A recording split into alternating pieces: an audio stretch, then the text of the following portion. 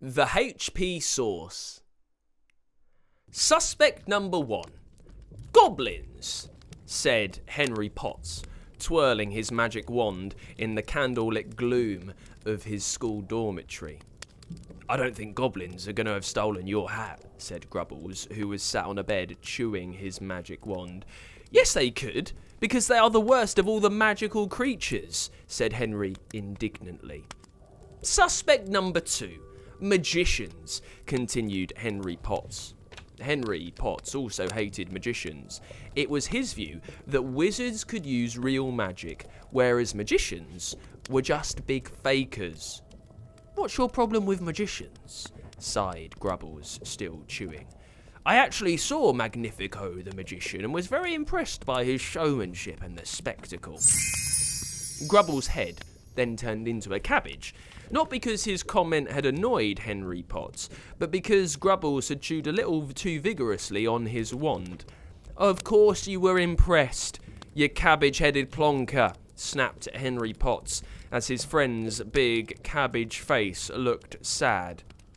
Suspect number 3. Sassy Grandma Winterbottom. Sassy Grandma Winterbottom was a rather fabulous old hag that haunted the halls of Henry Potts' school. She loved fabulous things, and Henry Potts' magic was particularly fabulous. Their hat was bright purple, with gold stars and suns with smiley faces, and a little gold bell that perfectly chimed a song called Bad Blood, Taylor's version. You might be onto something with Sassy Grandma Winterbottom, you know, said Grubbles as he started to eat his own head. Of course I am, yelled Henry as he leapt to his feet, wand twirling, because I am Henry Potts, the best wizard who ever lived, who also has the HP Source. And he began shaking his bottom, as he always did when he mentioned his HP Source. Grubbles groaned and covered his eyes with cabbage leaves. The door to the dormitory burst open. It was Pie Boy. On the first day of school, he ate all the pumpkin pies, and Henry had called him Pie Boy ever since. He had a big round face like a pie, and arms and legs like little twigs. Henry, I found Goblo Grizzleclaw lurking around the grounds. I've used a binding charm and tied him to a tree. I think he knows where your hat is. Great work, Pie Boy, said Henry, pumping his fist in triumph. Henry, if I've helped you find your hat, would you consider using my real name? Nathan? Asked Pie Boy tentatively. Never! Shouted Henry. He popped open his trunk and pulled out a vacuum cleaner, which was the modern method of transportation for wizards. Grubbles, Pie Boy, saddle up, commanded Henry as the 3 boys climbed onto the vacuum cleaner. Openus la windowus, yelled Henry as the windows flew open and the vacuum zoomed into the cool evening air. The vacuum cleaner landed in the school grounds with a thud. Off you pop, plop for brains, yelled Henry at Grubbles and Pie Boy. He span around. Well, well, well. What do we have here? Said Henry to Goblo, who was quite calm and patient for a goblin bound to a tree. I bet you dirty goblins have stolen my hat, he said, poking Goblo on the nose with his wand. No, no, no. On the contrary, Mr. Potts, hissed Goblo. I actually have important information for you. Well, don't hang about, you big green bozo, said Henry, or I'll turn you into something ugly. Like yourself! Ha! Henry turned around at Grubbles and Pie Boy, who weren't laughing because that joke was rubbish. They gave a nervous chuckle. Goblo continued. I was looking for gold coins in the gnarly forest, said Goblo. I was hunting outside Magnifico the magician's shack, and inside I could hear Bad Blood, Taylor's version, as if it were being played by perfect bell chimes. Henry clapped his hands together. Yes, yes, that's what my hat does. He did a fist-pumping mini dance and shook his bottom vigorously. Pie Boy, Grubbles, to the gnarly forest we go. May I ask why that boy's head is a cabbage? Asked Goblo. You may not, said Henry. jabbing Goblo on the nose with his wand. "In fact, Grubbles, you stand guard and make sure this foul goblin doesn't run away somewhere. If he sent me on a wild goose chase, then I would quite like to put some terrible curses on him." Grubbles reluctantly nodded as Henry and Pieboy climbed aboard the vacuum cleaner and zoomed into the gnarly forest. They set the vacuum down outside Magnifico the Magician's shack. The thick oak trees hung leafless and spooky over the jonky thatched wooden house. Most wizards would have the courtesy to knock on Magnifico's door, but not Henry Potts, who booted the door open with his full might, sending the door flying off its hinges. Magnifico gave a high shriek, and his little cocker spaniel Gary yelped in fear. Magnifico was a very old man with a brilliant white moustache. His magician's garb was faded and aged, as he couldn't afford anything new. The old man looked sadly at his destroyed front door. "It's okay, Magnifico," said Henry with a grin. "You can just use a repairing spell on that door." "Oh wait, you can't. You can't, of course, because you're just a magician, and you can't do real magic." Henry laughed heartily at his own jokes.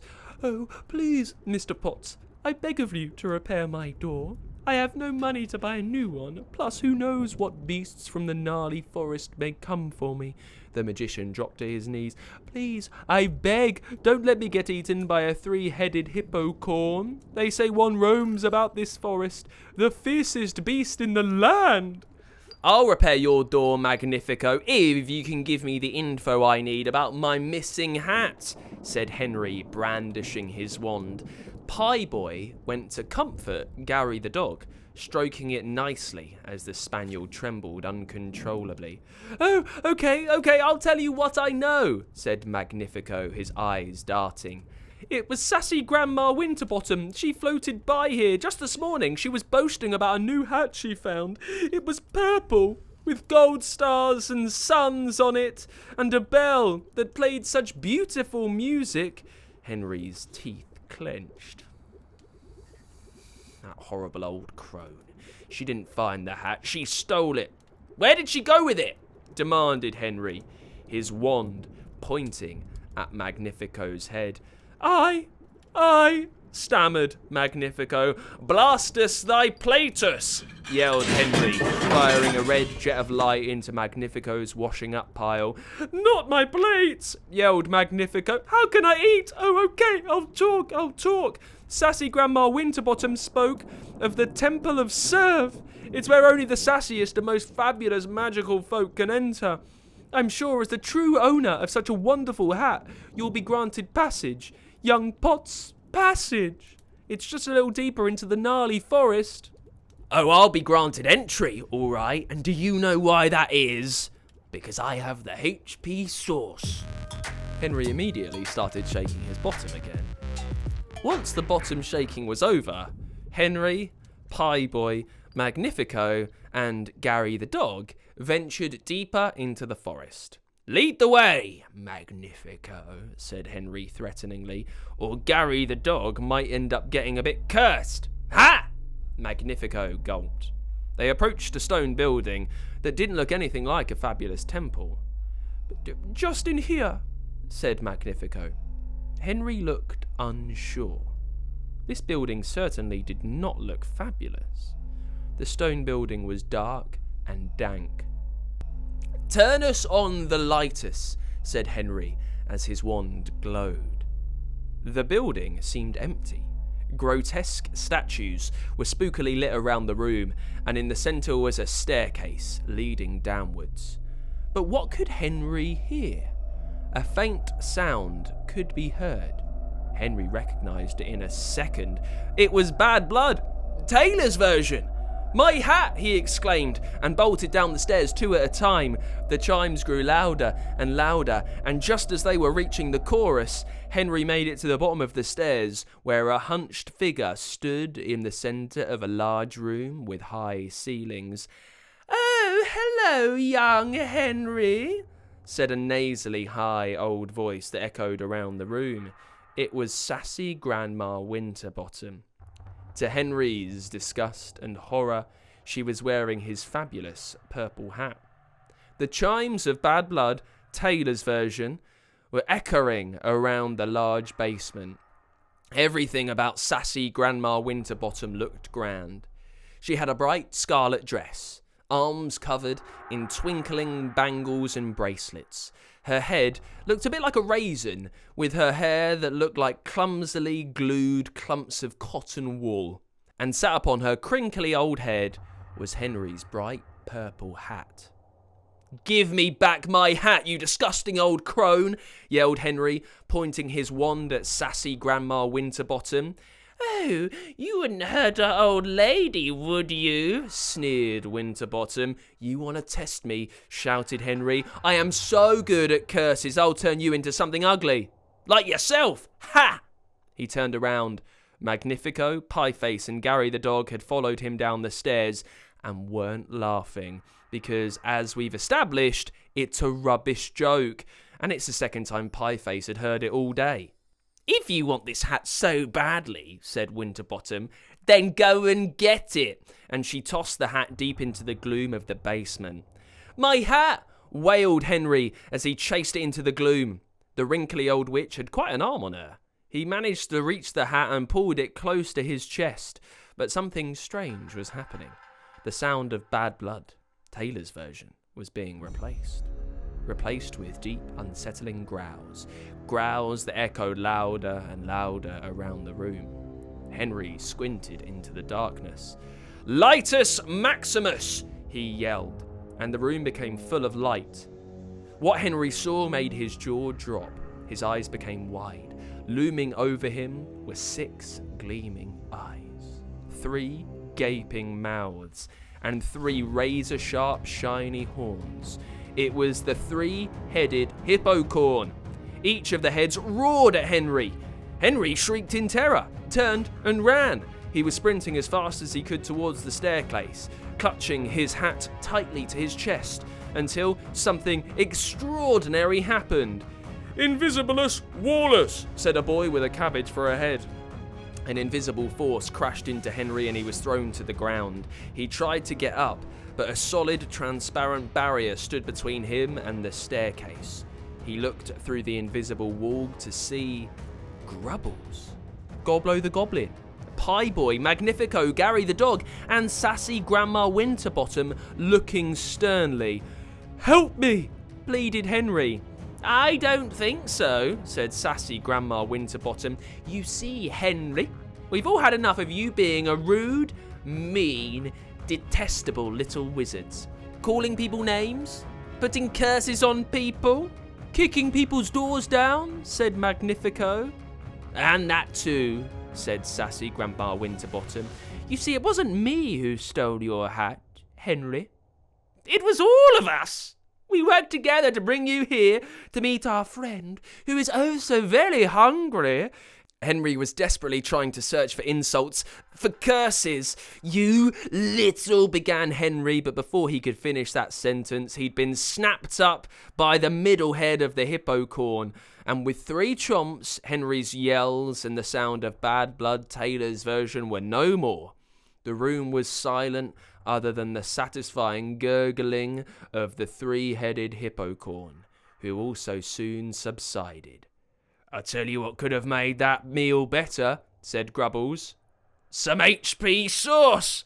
And the wizards, magicians, goblins, and dogs all laughed and shook their bottoms together happily. Thank you so much to Isabella, who came up with the title, The HP Sauce, this week.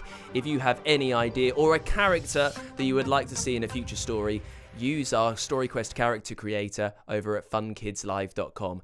And let's go over to our story master this week. It's Isabella. Well, Isabella, you are our story master this week. You want something called the HP Sauce. It sounds very mysterious and a little bit magical. What put that title into your head?